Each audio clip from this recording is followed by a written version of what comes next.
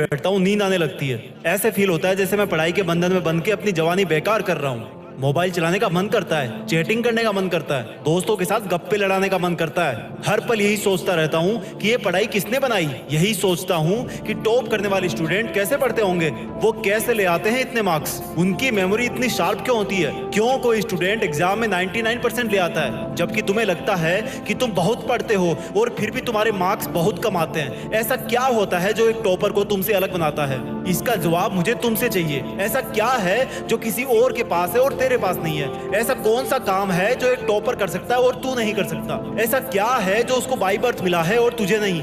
सोचा कभी?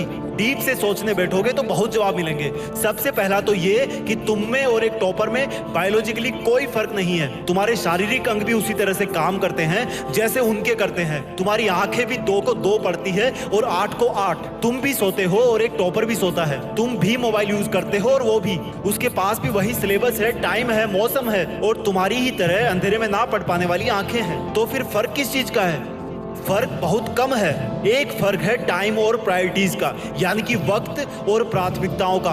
एक टॉपर को पता होता है कि कौन सी चीज को या कौन से काम को कब और कितना टाइम देना है। जैसे अगर मुझे पता है कि मोबाइल यूज करने से मैं अपने काम से डिस्ट्रैक्ट हो जाऊंगा तो मैं उस जरूरी काम को पहले निपटाऊंगा और मोबाइल के मैसेज बाद में चेक करूंगा। कहीं कोई आग नहीं लग रही है, तुम्हारे सपने सबसे पहले हैं। और दूसरा क्या है जो एक टॉपर को तुमसे अलग करता है? तुम्हारा मकसद सिर्फ पढ़ना होता है, रटना होता है, मार्क्स लाना होता है। जबकि एक टॉपर का मकसद सिर्फ पढ़ना कभी नहीं होता, उसका मकसद कुछ और होता है। पढ़ाई तो सिर्फ एक माध्यम होता है जो उसको उसकी मंजिल तक पहुंचाने के लायक बनाता है। इसलिए उसको पढ़ते टाइम नींद नहीं आती, क्योंकि उसको पता होता है कि वो सिर्फ पढ़ने के लिए नहीं पढ़ रहा, बल्कि कोई बड़ा काम करने के लिए, अपना नाम करने के लिए पढ़ रहा है। और यही बात उसको ताकत देती है। और क्या फर्क